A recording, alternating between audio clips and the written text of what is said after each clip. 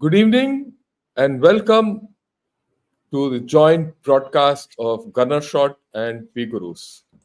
Today we're going to talk about global conflicts and the world order as 2023 ends.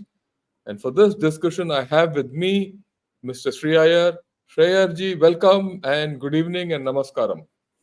Thank you so much, sir. Namaskar to all of you. Vanakkam, 𝗤𝙧𝙤𝘀𝘅 𝗂𝑚. And viewers, you can do us a big favor wherever you are watching, whether it is PGurus channel or 𝗤𝙧𝙤𝘀. If you have not already subscribed, consider subscribing to our channels. Also, please like this video because we are going to look at what the world is going to look like in 2024. Over to you, sir. Yeah, what the world is going to look ahead in 2024 depends on what has been happening now and what has happened earlier. That's the projection you do, and you'll get it further. So for that, I'll just first and foremost show you a couple of maps, and then we'll move ahead. You look at this map, and this is where all the global conflicts are at this point of time, right? Let's go from west to east. You see at the north, Ukraine, it's been lingering on now, it's almost 2 years. Come down south, come to West Asia. We all know Israel and Hamas are still at hammer and tongs with each other. But the interesting thing is further down south, across the Saharan Africa or the Sahel Africa, Sahel region of Africa, as they say. And that's also the coup zone where every second day there's a coup happening. And there are a lot of actual wars going on there which don't get even reported, right? Further, if you swing further to the easternmost, that you come to South China Sea, and South China Sea is, of course, we all know what's happening, and we'll talk about it today. Because South China Sea is the next flashpoint, and from what I've been seeing it for the past, say, the beginning of this year to now, things have changed. And then, of course, India. India, you think everything is all quiet on the central front in India. But on our wings, Myanmar is in turmoil, and Afghanistan and Pakistan, the AFPAC region, is also in turmoil, right? I'll touch upon all these, and then we'll see where this whole story is going. Okay. Now, when you look at it, look at this graph. It looks a very hazy graph. You know what this graph is all about? This graph is about the fatalities which have taken place in state-to-state conflicts. The whole graph gives you details from 1999 to 2022 till last year. Look at the year 2022. See the spike in the casualties. If you look at the casualties in 2022, and this is in state-to-state conflict, conventional conflicts, the fatalities of 2022 alone have been just about more than all the previous years in the past 20 years put together. And 2023, for sure, is more. For sure is more, given the kind of casualties which are happening in Israel and between Israel and Hamas. Right? Same thing goes for non-state actors, in non-state conflicts. So what do you see in the past 2 years, 2 years? A lot of conflicts, a lot of casualties. Okay, now let's granulate this and to see what this is all about. Okay, we know the West Asia is in trouble, and when you look at Israel, there's a military war to the north and the central Gaza, and of course it's spreading to southern Gaza, and there's a humanitarian war going on in southern Gaza. And this war, we know, is not going to finish off in a hurry. It's going to go on and on and on for a long time.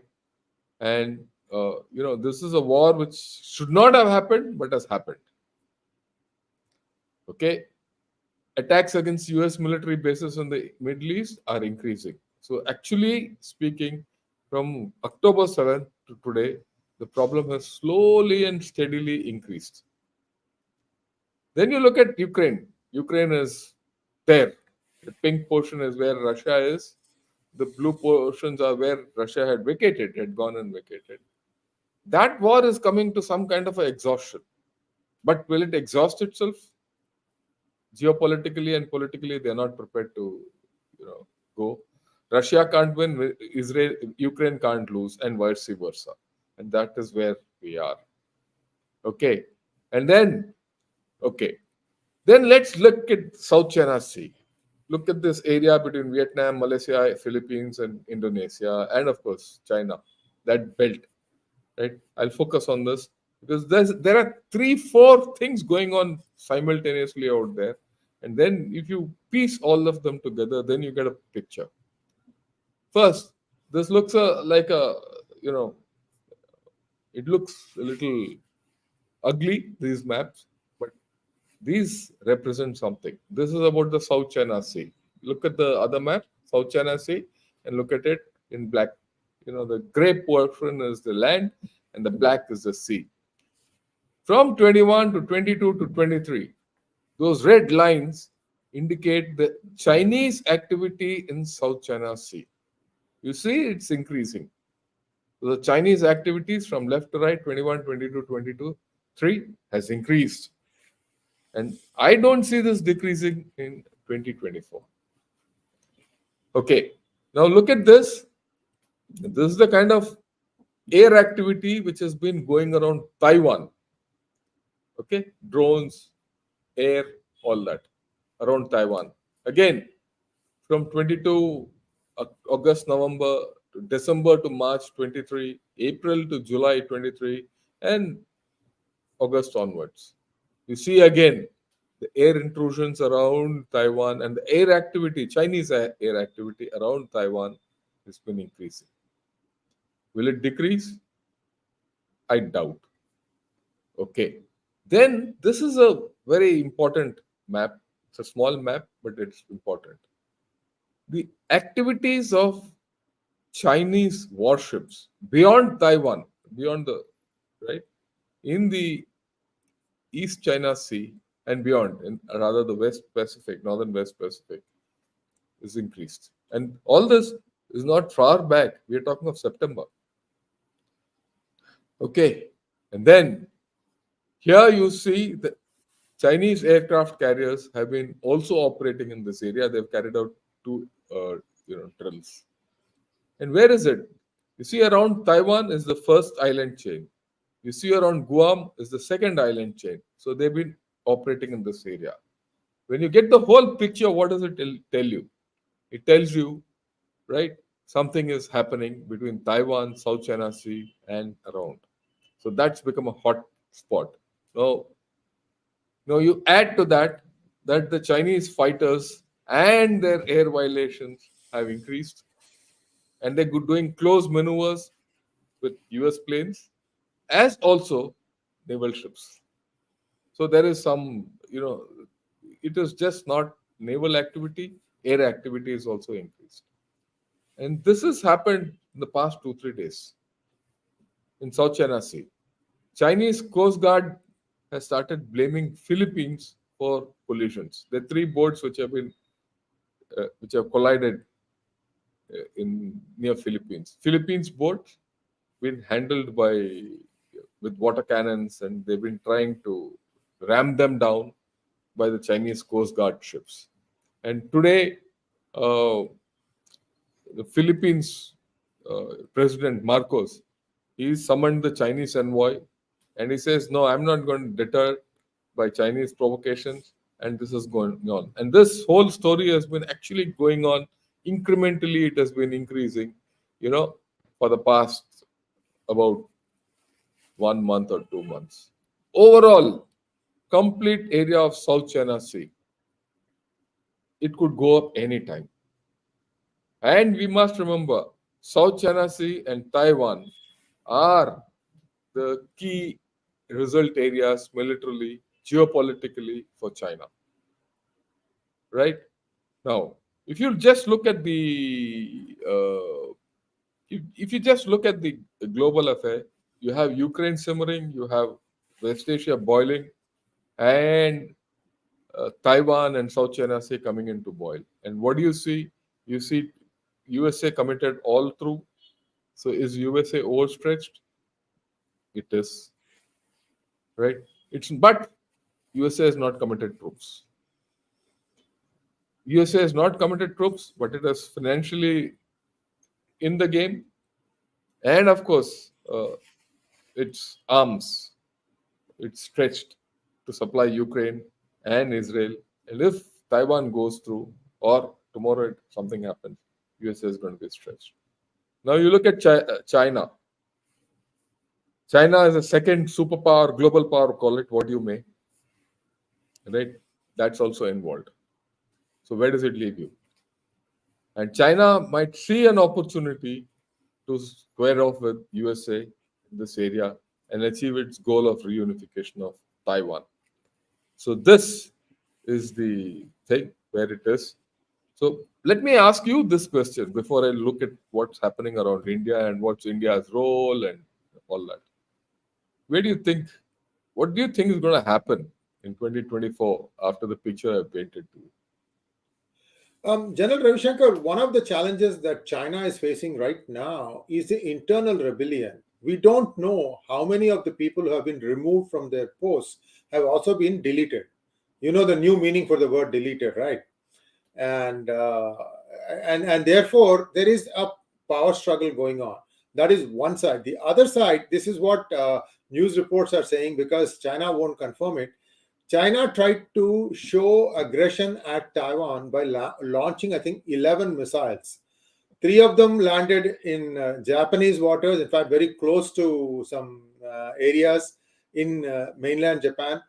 1 or 2 actually went back and hit the same place from where they were launched. The others went somewhere else. So basically, the rocket launching area launched, that is the crown jewel, the way PLA talks about it. That looks a little bit iffy.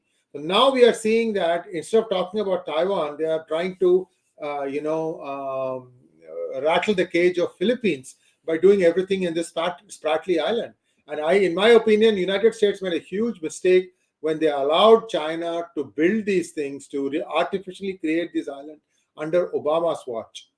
And you remember how Stalin controlled Chiang Kai-shek by holding his son hostage? I remember that. I'm wondering if Xi Jinping is doing the same thing to Mr. Obama. His brother is sitting in China. We don't know. In any case, Obama is old story now, right? But the fact is that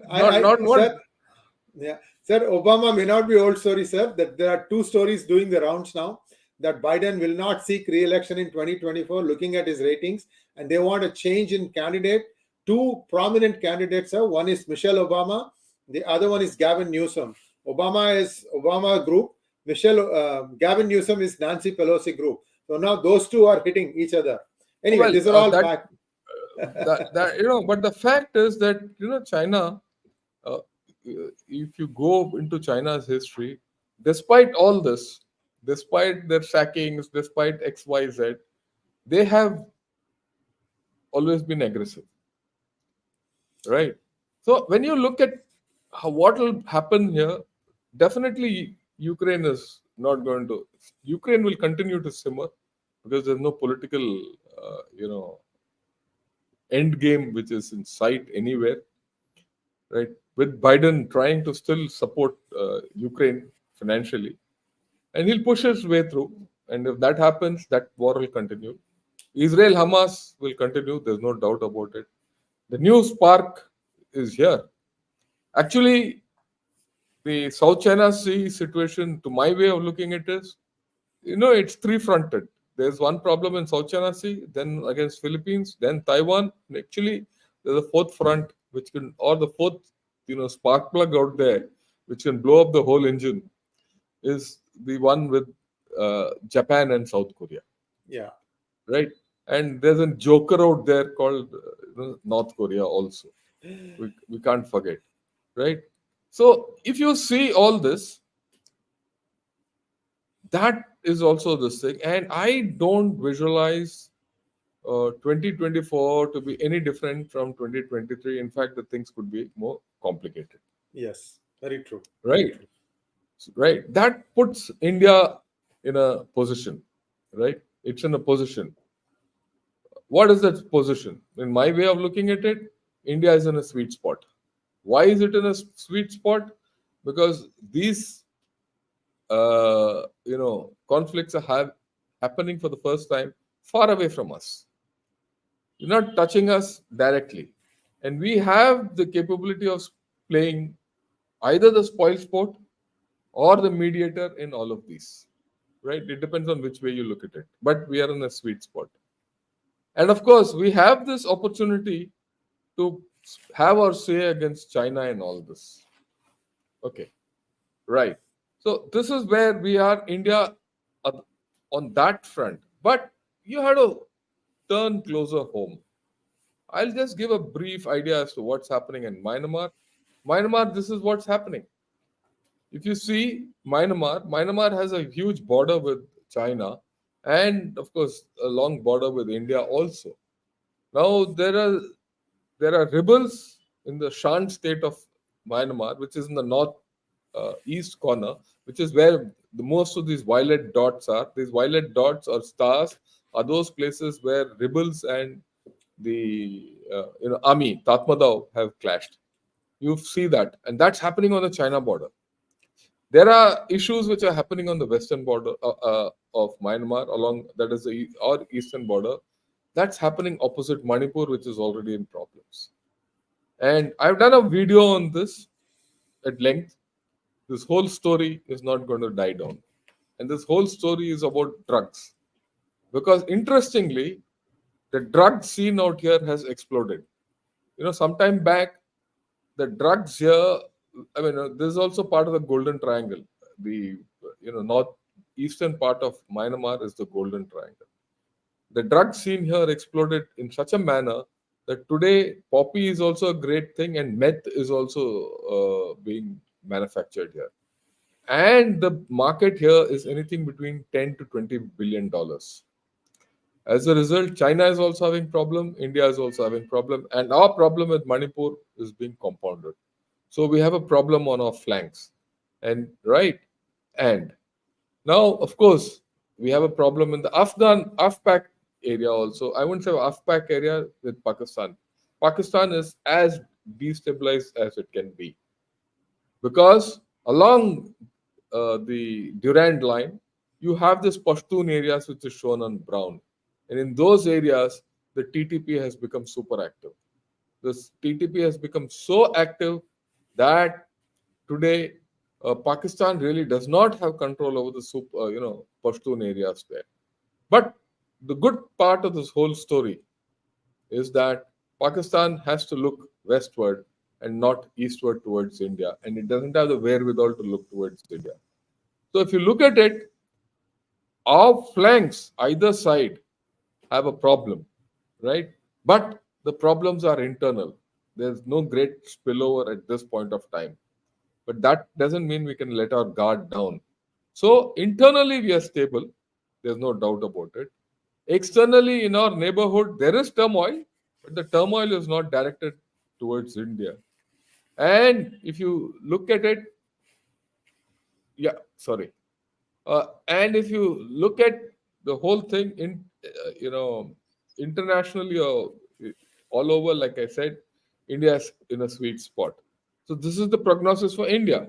But then, if you look at it from the US point of view, US is, I think, going to get completely committed, and China is also committed in a large way. And take into account what you said, there are internal problems which are happening in China. There's a power struggle very clearly, which can be seen, and their economy is going down. And the other problems which we discussed, there's 6 other problems which we discussed about ideology. We spoke of climate change. We spoke of food security or insecurity, and their military not being up to the mark, and all that in our series on the 100-year marathon or the end of the 100-year marathon. So China has this thing. So it leads us. We are in a global order which is actually I wouldn't call it even bipolar. It's completely multipolar. So this is what I had to say before I speak of the global order. We could have a discussion on what I've said, and then we could talk of the global order. General Ravi Shankar, this problem that is brewing in Myanmar, India actually had to step in and help a group of Myanmar soldiers to escape to Mizoram, and then via Manipur they went back into Myanmar. Is it that bad that the army has completely lost control on the northern state of Shan? Is it true? No, it's not true at all. That's not. I'll get back to that, and let me. Since Sure. you asked that question, let me explain in detail, because otherwise people will tend to misunderstand. Yeah. Now, let me explain this. Shan State, is the state for drugs. Okay, there are a lot of drugs, casinos, a lot of scams, everything, and a lot of Chinese criminals take shelter in this area. Okay, and this is the area where Kuomintang actually ran off and took shelter in 1949. And when they took shelter here, the Chinese promoted the Communist Party of Burma to sort out Kuomintang. Later on, to sort out the Communist Party, the Burmese army stepped in. I'm now still talking of the last century, and sorted out the communists. The remnants of all this is there are 3 or 4 armies out there, groups, ethnic groups based on tribes. Now, we know that ever since the army has taken over the rule in coup, and it's done it. It's been 2 years now in Myanmar. The economy has gone for a toss completely in Myanmar. Right. In this kind of a thing, the drug economy has taken over. Myanmar army is otherwise its own internal economy is very strong, because there are iron ores, not iron ore, minerals, gas, rubies. That economy is still with the army and it holds it. But the army wants a slice of the drug economy. Now those groups out there are don't want to let go. It's more of a drug war going on. It's a fight between cartels. Now you will ask me, what is the role of Manipur in this? Incidentally, people in Manipur, you see, when at some point of time, the poppy cultivation in Shan State had gone down because there was a glut in the global market, and Afghanistan had a lot of poppy. Okay. At that time, the people in the Shan State started manufacturing meth, which is made out of various chemicals. Right. Now, those chemicals were sourced either from China or from Manipur. And when they were sourced from Manipur, these Manipur rebels, whether they were Methi rebels or the Kuki rebels, they were the ones who were supplying these chemicals to the drug cartels. In the process, they started growing poppy. So actually, the scene was the Kukis were growing poppy, and the Methis were smuggling it. So they're all it's that has touched us. That's our problem. So this whole thing is a drug war, and none of these ethnic tribes or ethnic armies, so called, right, are in it for any kind of democracy. There's no talk of democracy. They only talk of defeating each other. And they don't have the capability to come down to the plains and defeat the 𝗤𝘅𝘅, and the 𝗤𝘅𝘅 doesn't have the capability to defeat these armies in their areas. And this is historic. This is not the first time it's happening. It happened in 2005, it happened in 2009, it happened in 2012-13, and it's happening now. And the 𝗤𝘅𝘅 or the Myanmarese army has gone through worse times. Right, and in fact, they're pretty stable. Yeah, one odd case has happened where a few Myanmarese army guys have run into Mizoram. We have taken them over and handed them back. And after that initial rush, there is some kind of a stabilization out there. When I say stabilization, nothing is stable, but people are still taking a deep breath to see what's going to happen. In the meanwhile, the PLA has deployed on their side. They don't want this conflict to spill over there, so they also worried. So this is where it is. The army will not collapse, but strife will continue. Till such time Myanmar is unstable, that it will spill over to our thing, because just opposite Mizoram and southern part of Manipur is the Chin state, where there's ethnic similarity between our people and their people. So that's what Myanmar is all about. Any questions on this, we'll answer, and then we can take it further. General Ravi Shankar, what I have been seeing thus far is that India has at least destroyed the poppy cultivation in its side, inside the border. And same thing the Taliban has done. They say that close to 90% of the opium crop is destroyed in Taliban, in Afghanistan. So that kind of stops all these factories that were refining that, located in Peshawar and Karachi. So ISI has taken a huge hit on where it gets its revenues. Now, on the eastern side, you are saying now that there is a glut, and therefore Shan is also producing less. Is this glut now removed? Is it back to full? Because no, there's no glut now. You see, since Afghanistan, there's a demand now. Okay. No. Since Afghanistan has stopped producing poppy, there's a huge demand, and the demand is here. Okay, and the demand has come onto this place, and that's how. And this demand is not new; it's built over the past 2 years. So poppy cultivation has gone up. I have the figures, but poppy cultivation has gone up sharply in this area. So if you think that whatever has been done in Manipur is the end of the story, it is not. Because the money involved is too much, and our politicians, or some of our politicians also involved, incidentally. Right, and most of these militant groups are involved, and most of these militant groups, with that money, going for Chinese arms procurement. So there's a arms trade also there.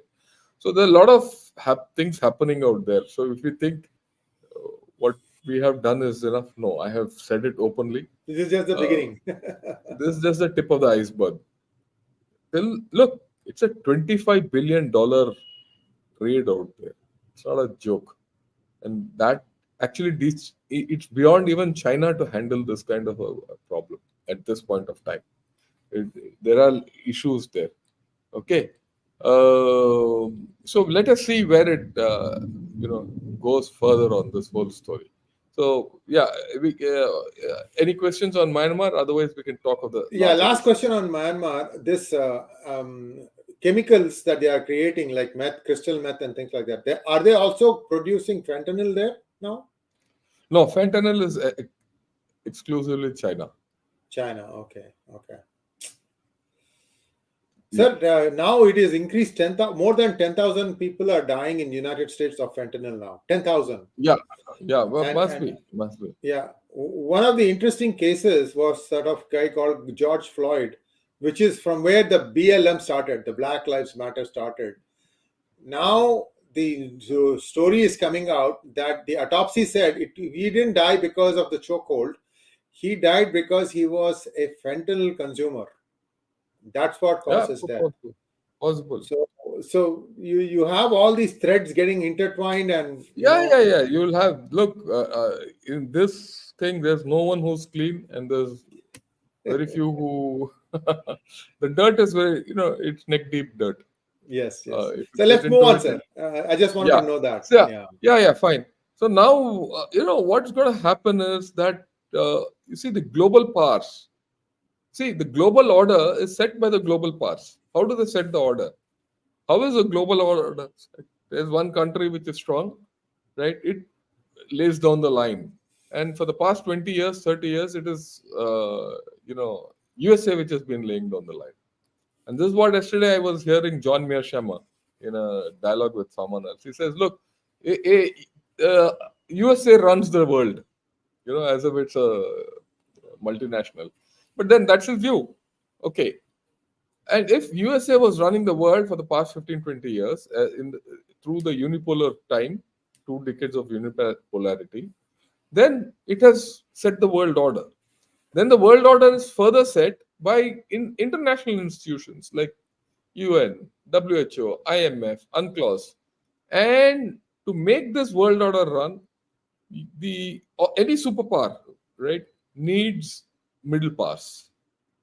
Right? After all, if you look at it, you have 1 or 2 superpowers that's been the state all over the world or throughout history. Then there have been a whole lot of middle powers, And then you have the global power south or the smaller countries. It's a three-tied system the world is in. Okay, so to run the international institutions and set a globe thing, it needs a middle pass. Who have these middle pass? They could be European pass, they could be Australia, South Korea, Japan, India, Egypt, Saudi Arabia, even Qatar. Qatar also, I call it a middle power, even though it's a small country, it has outsized influence. And all these. Of course, then some middle powers have been deliberately kept out of this whole show, like Iran and all that. Right. So these middle powers are important in running the world order. Okay. Today, with the big powers, and of course, now China has come up and says it wants its own world order. It has its own development initiative. It has got a civilizational initiative. It is laying down some security initiative. It has started its Belt and Road initiative. It wants to set up its own global order. So there are two global orders which are trying. And who's getting caught in between? It is this middle pass. Now, something about this middle pass we need to talk. You see, I've said all these middle pass could be economically strong pass, or it could be because of demography, because that's what these middle pass are all about. Or it could be oil producing or commodity producing. Like, some of the Central American pass have a lot of commodity. Even a country like Nigeria has got a lot of minerals and oil. So it could be commodity. Because of that, they pass.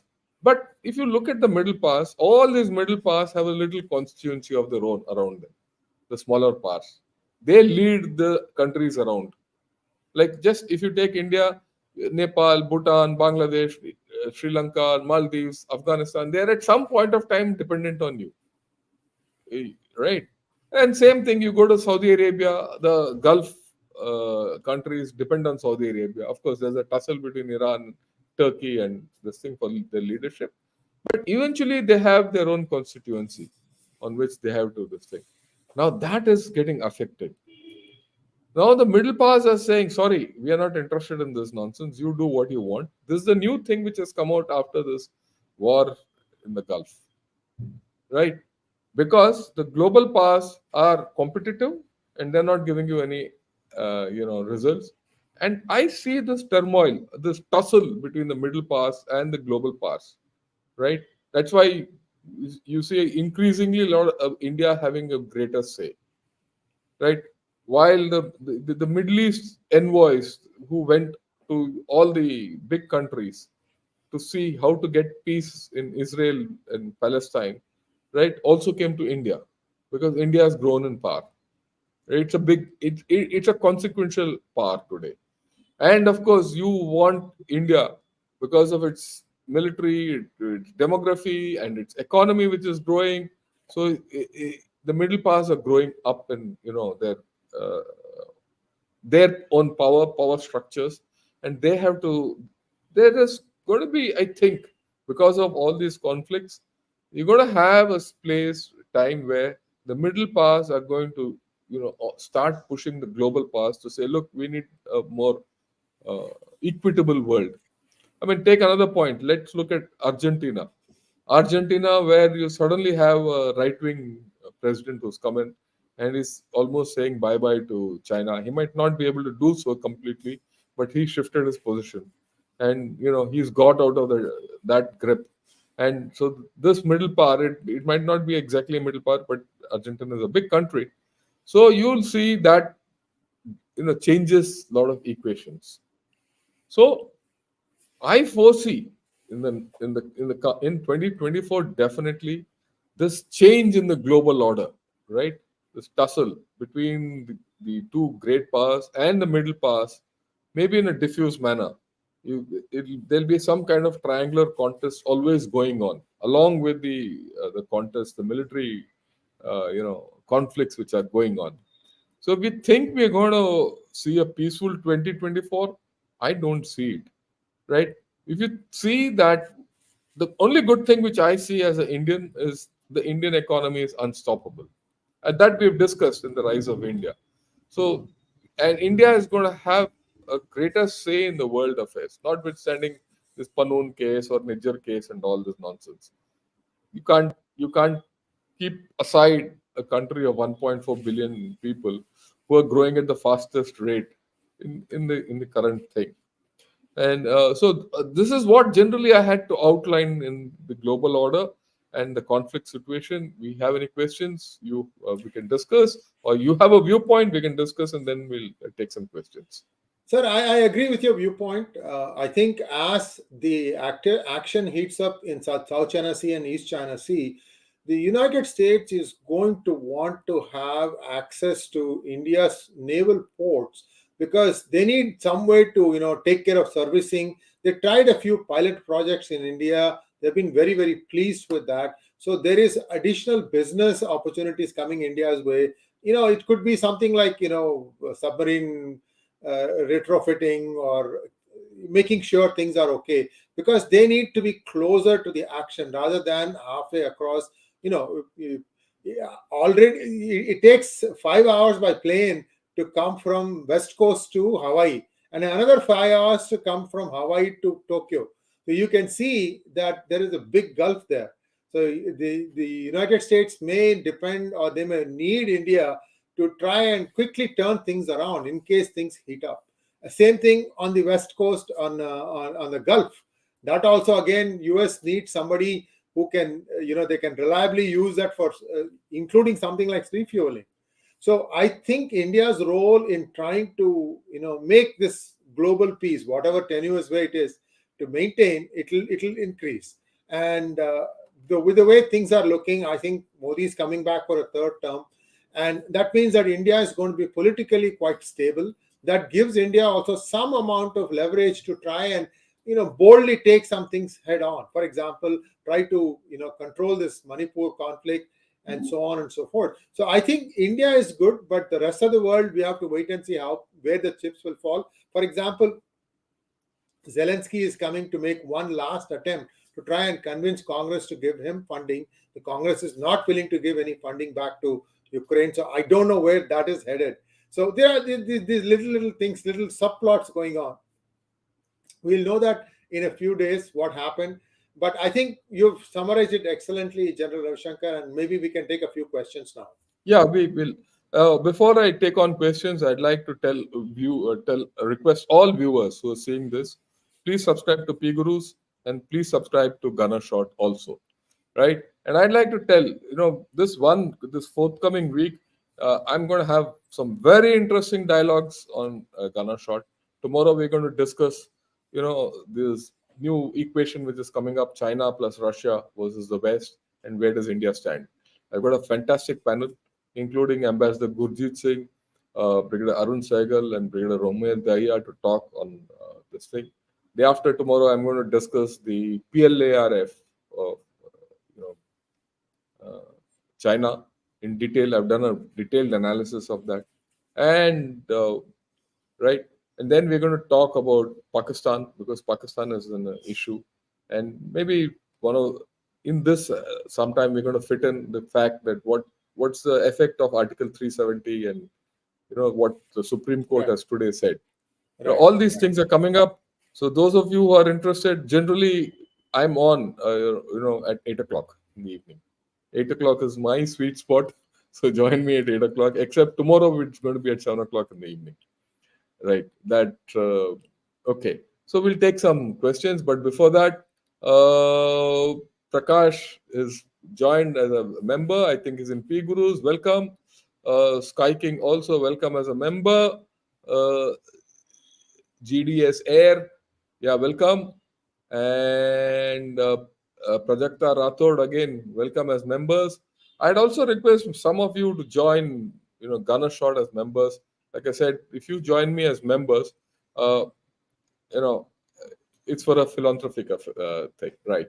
So, sir, why don't you say it, sir? So you're doing a very noble cause. Please tell what you're doing, sir. Oh, okay. Well, yeah, fine. Let me tell. Let me tell. Look, let me put it across to everyone because there's a wide audience. I used to write, and I used to come on, shows like this earlier, and I used to run pillar to post, asking people for money and all that. And why was I getting money? I was asking this for educating a few girls who can't afford education, whose parents can't afford education, and poor girls. So I said, let me educate them. And I said, I will work for them and pay for them.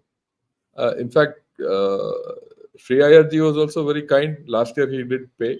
But then suddenly this year I decided that I'll start my own channel, and whatever money I get out of this channel, I'll keep educating these girls, and that's the way to go forward. So that's how it is. So if you people subscribe, watch my channel, or become members, or whatever you do, whatever you contribute, it goes for a noble purpose. I don't need the money. If it was for money, I wouldn't. My own thing, I'm not interested also. Okay. The Indian Army has given me hell of a lot. The government of India has given me hell of a lot for me and my children to be happy. Anyway, my children also don't need my money. That's a different story. Okay. Okay, they are doing they're well on their own. So that's why it's my request. I'm not doing it for any other purpose. And of course, I have another purpose.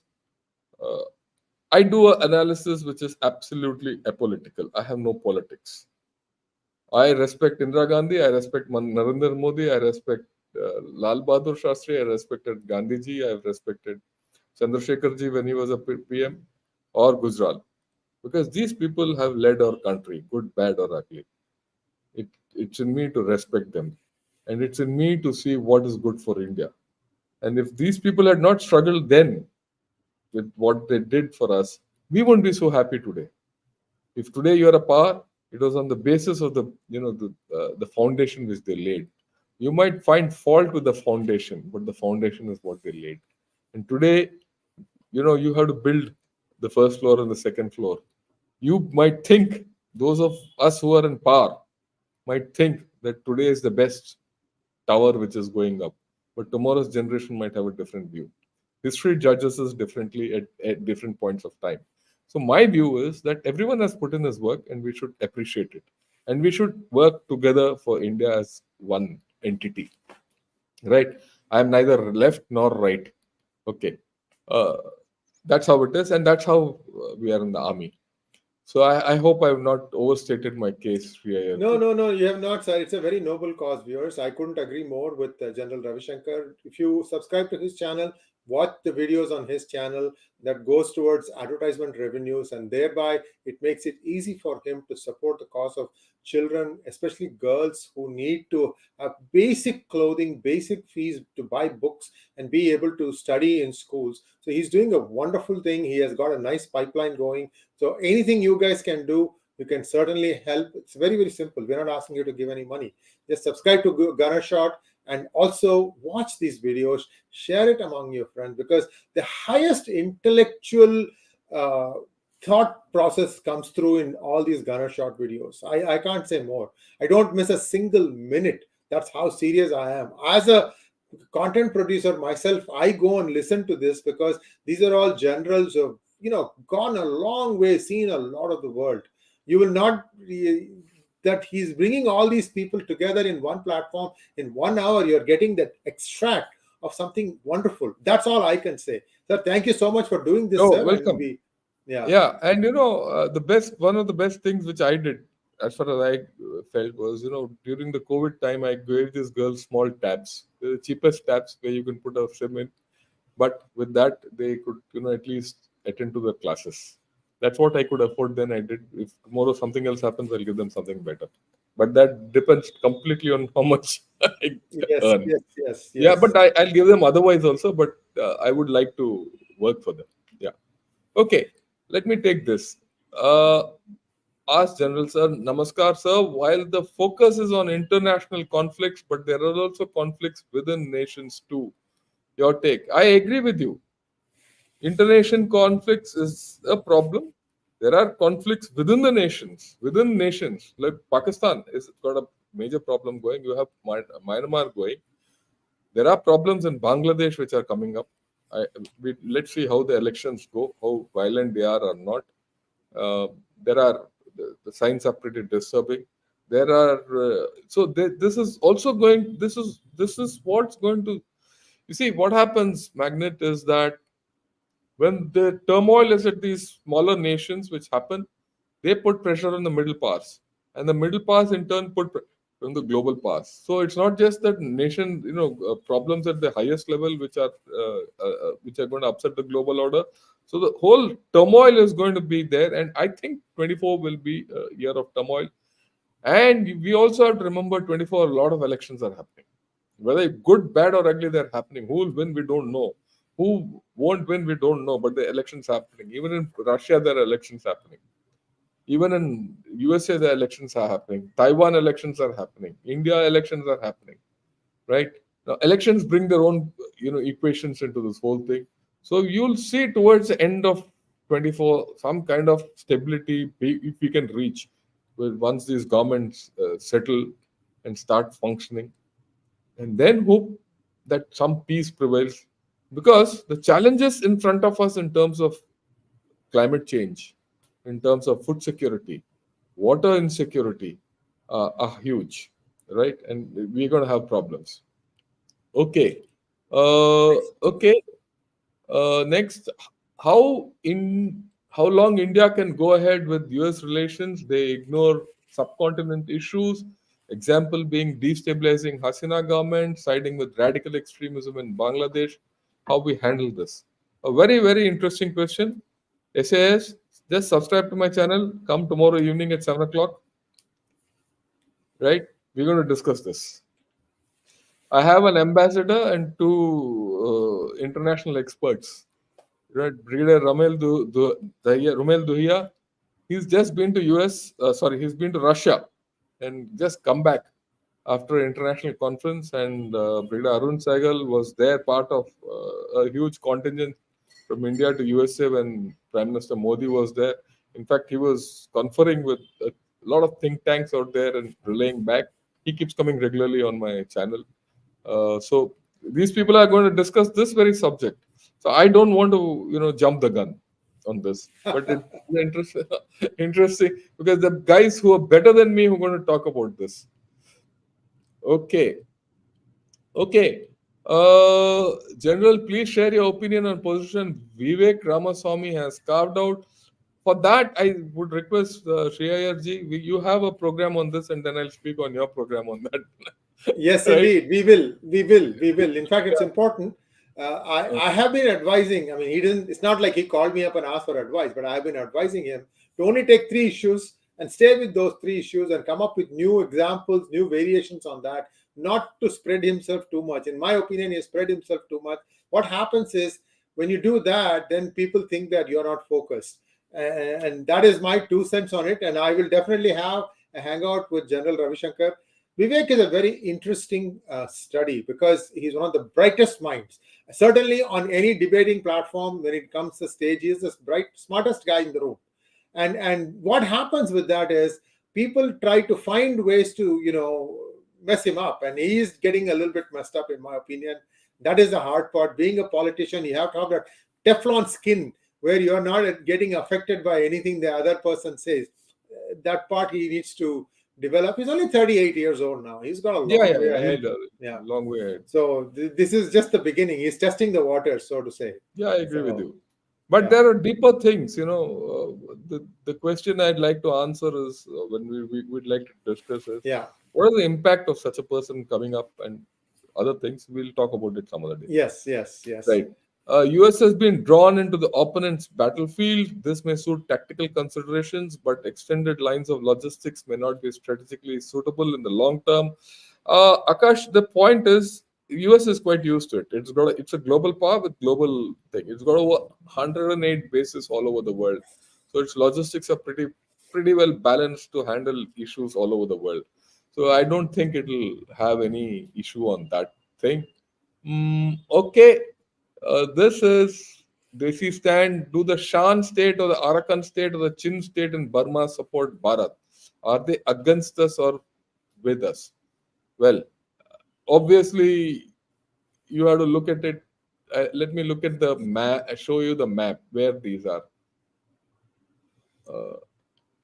Okay. Right. Yeah. Let me see. 1 minute. Yeah. You look at this. You'll have to understand Myanmar. The Shan state borders China. Okay. The Chin state and the Chin state borders India. Arakan state doesn't border India, except for a small bit. It borders Bangladesh, and it is on this thing. So none of these states support India. Very interestingly, what's happening? What happened? As this turmoil in Myanmar unfolded, the militants on our side, both sides, Cookies and Metis, started supporting militants on the other side and the armies on the other side. The PLA and the UNLF and the Methi groups started supporting the Tatmadaw or the army, Myanmar army. And the Cookies started supporting the Cookie groups or the Chin groups and the rebel groups through that link. Now, this was before Manipur problem started.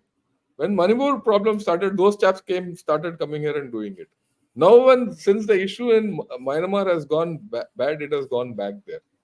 So there, everything is transactional. Everything is transactional. Okay. And everything is ethnic. And the transaction is largely of the illicit drugs. Look, the industry is big. Okay. So that's the right. Okay. Right. So there is no one who's going to support you, no one against you. We have to play the game. We have to see. Look at China. China is also playing the waiting game. We are all used to it. China is also used to it, and India is also used to it. When someone tells, no, China will come through Myanmar and attack India, forget it. It will not happen. For the past 75 years of our mutual existence, China, Myanmar, and India, we have never transgressed each other's state areas through this area. So you have to look at all that also. Okay. We say that China is declining and refrain from shedding blood. Don't put boots on ground. Yet tensions in South China Sea are raising. Attacks on Filipino and other ships have increased. What's the plan? They obviously want to scare people, right? They have been able to do this by scaring people. China has not got into a fight as it. China's true mettle will come if there's an engagement and one of their ships go down. And that day might not be far. You might see that happening in 2024. When that happens, how China reacts is to be seen. Look, when we did in Galwan, what happened? We lost 20 people. They also lost more than that. Though they've declared only 4. But Galwan gave them a shock. After Galwan, actually the operations there froze. They took a hard line till the time we occupied Kailash Range. The moment we occupied Kailash Range, they backtracked. And they left their defenses and went back. So when it comes to a fight, will China fight is the issue. So let us see. We don't know. So far, all these skirmishes are, tutu mai kind of a thing. Okay. So Utpal Banerjee, are the poppy fields in Myanmar being destroyed? No one will destroy them. They want to grow more. They are using better agricultural methods to get more output. It's big money. Okay. Right. Okay. I don't see.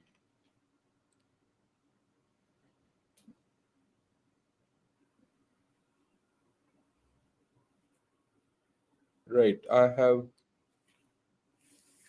don't see any other major questions. Okay. Let me ask this. Good Dank XP. Sir, to use Indian OTT as well as 𝗏𝗏 make them popular. Otherwise, we will be dependent on foreign media publishers like YouTube, etc. Please support 𝙒𝙖𝙀𝘁 OTT. Yeah, we'll do that. I'm sure we do that. Right. Yeah. Joydeep is a regular watcher. So I cannot agree more. All PMs have worked for our country. Retrospectively, each one is bound to be seen to have made. Yeah, I agree with you. So, when you're in the present, you can never make a mistake. It's only when you're part of the past that you start making mistakes. Your mistakes will come out. Okay. Look, let's put it the other way around, Your face is always good. It's only when your base is exposed all your bad things come out, right? So it's a matter of time.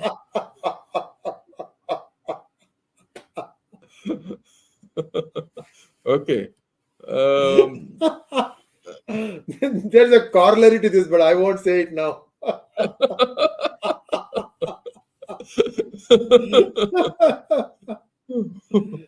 Yeah.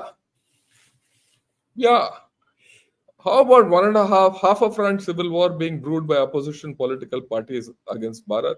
I don't think there's any civil war. This is being made up to be a civil war. This is made up. I think you need to have a balanced view. Okay. Politics is war without bloodshed. It will happen. Right?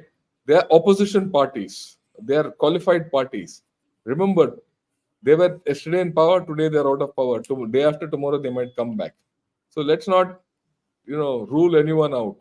Like I said, one has to have a balanced view on all these issues. Okay. Right, Tushar. Okay.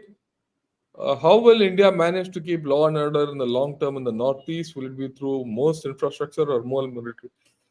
Tushar, what I'd like to tell you is Northeast is a very peaceful place now compared to when I first went there.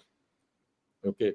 It is due to a combination of government action, a lot of good things which we did in the Northeast to develop them, to develop their politics, to make things inclusive for them, to give them educational facilities, a lot of social activities which we took there, a lot of political initiatives which we took there, and then of course the infrastructure development, the normal development which we took place.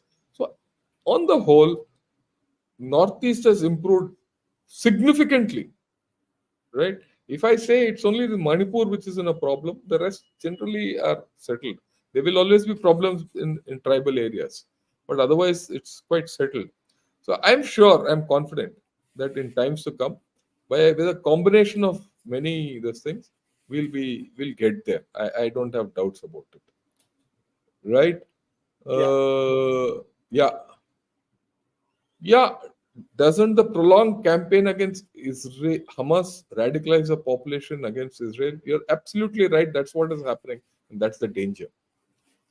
All right. That's the danger. Israel, whatever it is doing against Hamas, is actually creating more people against Israel. How Israel will have to handle it, I don't see Israel getting out of it. I don't see peace coming in here. Definitely not in the next 1 year, and definitely not in the next 5-10 years. The military activities might reduce in this area in 24, but peace won't come here. That I'm very clear. Yeah. Should we get involved in the Burma conflict to our advantage? We should be hands off. We shouldn't do anything. Let things happen as they move. Okay. Thanks a lot, Aman, for joining in. At this point, I don't know where you're joining me or PGurus, but whatever. I think it is you, sir. I think it is you. It's okay, whatever it is. Yeah. Very good, sir. Very good. Yeah. Very good. Yeah. I have no issue. Sharmila, please request Lieutenant General Vinod Bhatia to avoid going to Pakistani channels. See, Sharmila, I think you have raised this question earlier. Let me tell you, we have to engage these people to put our point of view across. If you do not engage these people, and if Pakistanis do not hear us through their channels, they will not know our point of view. They will never know. Otherwise, you're going to only have people who don't understand what India is happening. So this is part of a game which is being played. So don't think, if you look at it, all these in black and white, right, then nothing will move forward. But if you look at it intelligently, unless you articulate your views on a Pakistani channel and tell them off there, it is not as if he is going there to, say Pakistan is good. It is there to tell you, you fools, don't behave like idiots. Otherwise, he will sort you out. That's the message which is right. Okay. Right.